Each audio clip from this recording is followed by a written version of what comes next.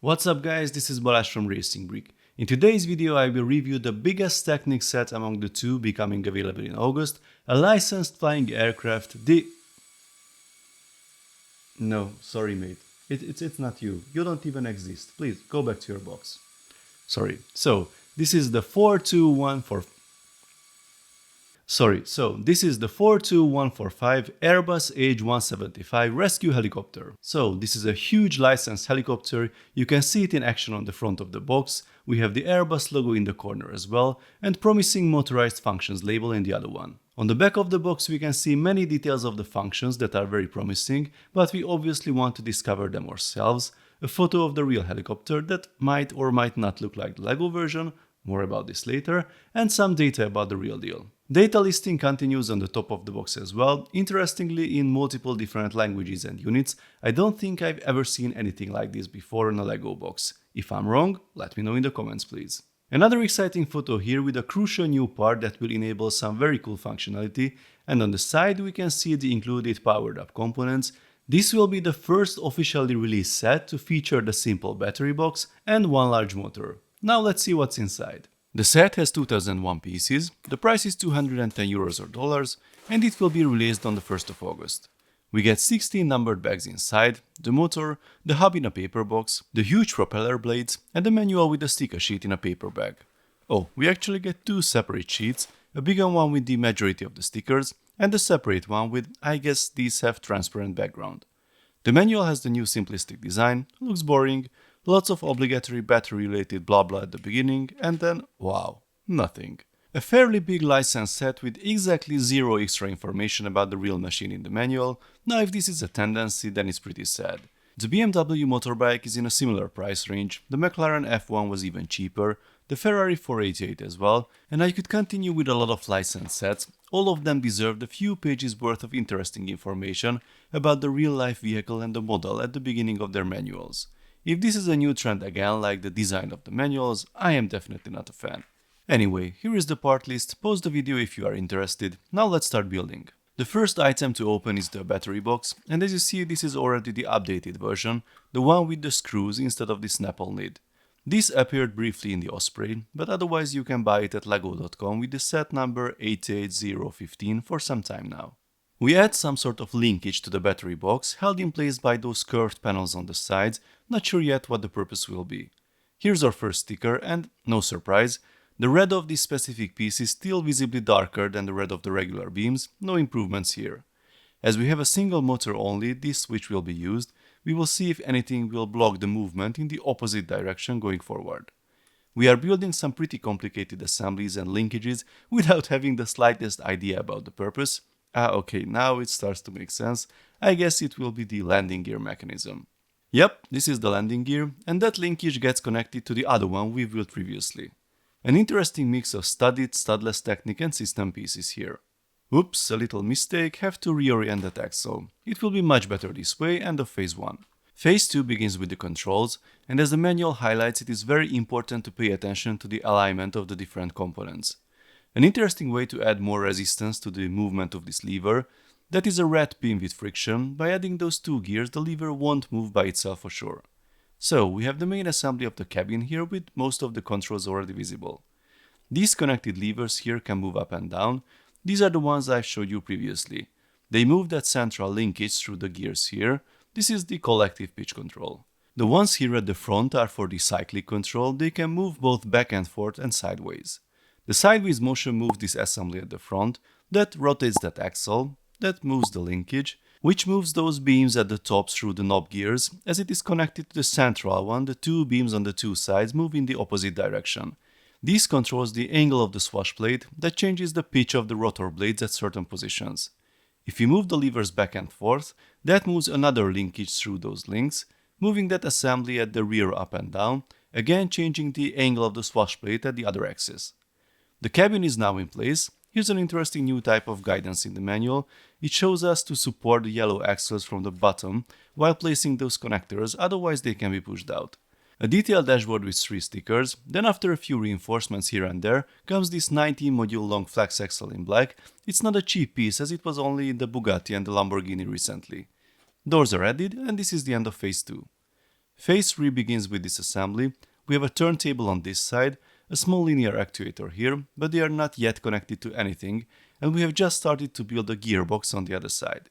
Here comes the first brand new part of the set, a green 22th gear. It looks like the love child of the not so old light blue 22th gear and the small red clutch gear. It has the fins inside to engage with the driving rings, and I'm sure the all black squad will absolutely love this new vivid color. We add more gears, really a lot, and here's an interesting connection between the turntable, the bevel gear and the small 10 one. There's the new hard clutch on the other side, but I really hope that white axle will be stabilized somehow going forward, as the gears are able to skip in this state much easier than the clutch would actually engage on that axle. If you had any doubts, yes, these are the new neo-yellow beams that we could see appearing in the app control transformation vehicle. Here comes the assembly that will stabilize the white axle I mentioned previously. Now it's more reassuring. We hear cracks, but these come from the clutch as designed and not from the gear skipping on each other. Cool printed fans on these dishes. At first I thought these gears are for decoration only, but no. The fans actually rotate together with that central axle. How cool is that? Here comes our single large motor, and it is added to the whole assembly. This might be a good opportunity to test the gearbox before mounting it to the main assembly. I will use a separate battery box, but you can connect it to the one in the body. Let's test first the switch on this side. This regulates the engine speed. In the central neutral position, the outputs are not driven, and we can switch between a slow and a fast mode that affects the speed of the rotors and the turbine fans. If I turn it upside down, you can see the different gears being engaged in the slow and in the fast mode. On the other side, we have two switches with two driving rings. The lower one will operate the landing gears through the linear actuator, and the upper one operates the winch through a worm gear. Time to put the engine assembly in place. This pin answers my previous question. We will only be able to move the switch in one direction. We need to connect a few things like the linear actuator here. This is a very critical beam. It will support the main rotor. And here are the brand new parts forming the lower and upper section of the swash plate. It will be a bit easier to explain their purpose when they are already in place. We need to make sure that axle slides in place before connecting all pins. Same goes for the other side. This is what we see of the different functions at this stage.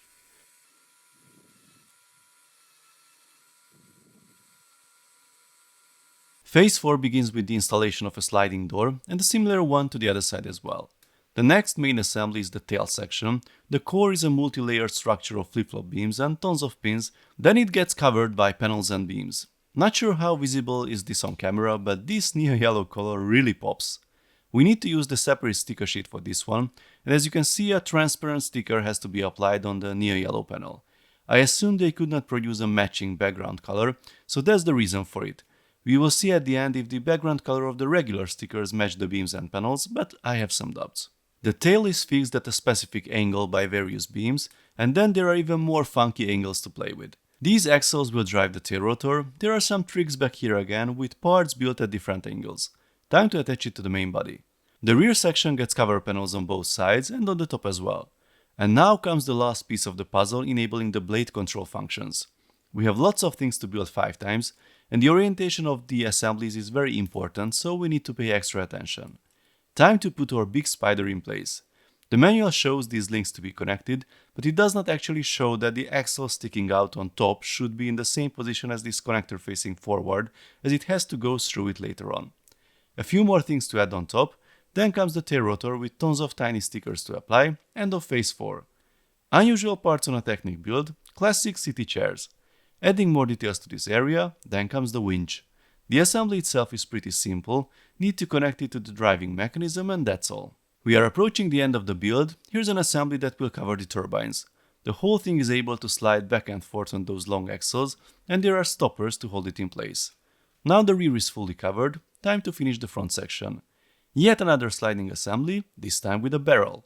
The same goes to the other side, then comes the middle section.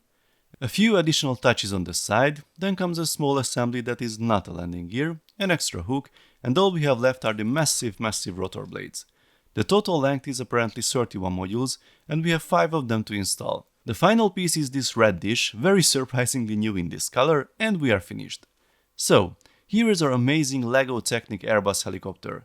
It is fairly big, although the rotor blades add a lot to that. Here it is side by side with the Osprey, they look pretty cool together. About the color scheme, search and rescue helicopters need to have flashy colors, so I'm actually fine with it. Let's see the manual functions first. We have opening cabin doors and also these bigger sliding doors on both sides.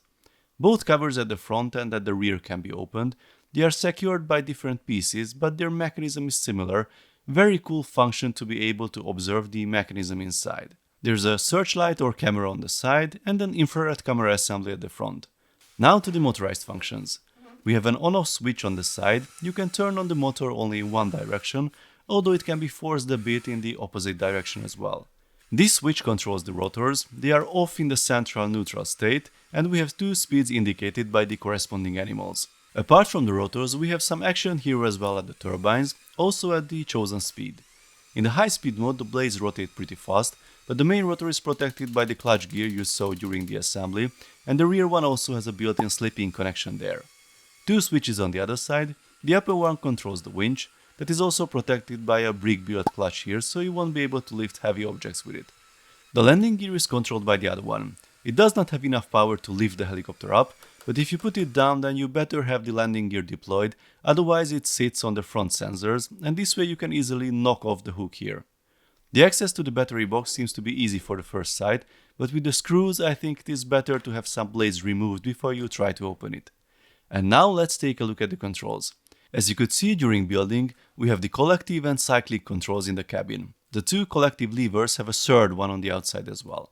It lifts the swash plate up, which means the pitch of all blades changes together. This moves the helicopter up and down when it hovers in the air, or produces an acceleration if the helicopter is pitched forward. Here are the cyclic control sticks. They use all those linkages you saw previously, and they change the angle of the swash plate, affecting the helicopter's direction of movement. Using this control, the pitch angle of each blade changes independently, depending on their position in the cycle.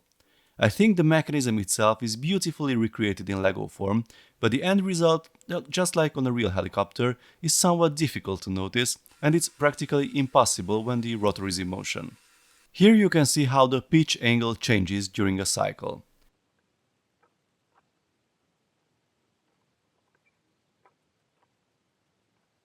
There's no tail rotor blade pitch control. That is supposed to be controlled by pedals, but I totally understand that this mechanism did not fit in this model.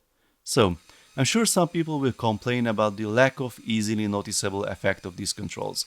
Well, this is still LEGO, there's a fair amount of slack in the system, and as usual things are not super tight, but I think in this case the mechanism is the most important. When I said that the complex gearbox is not required in the 1/8 scale supercars as its effect is barely noticeable, I received dozens of comments saying that it is needed for the building challenge and to simply know that it is there.